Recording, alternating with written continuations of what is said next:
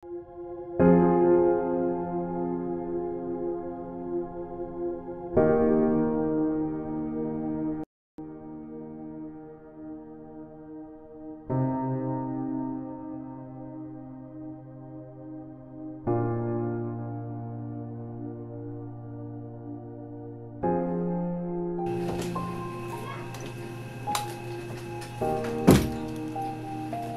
ngayon ka lang? Kano pa kita hinahanap pa?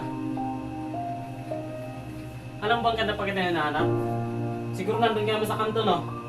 Kang babae ka?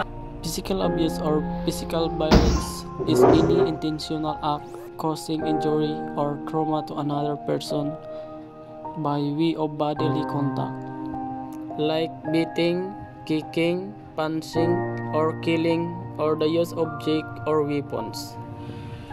Almost all women are experience physical violence from their husband.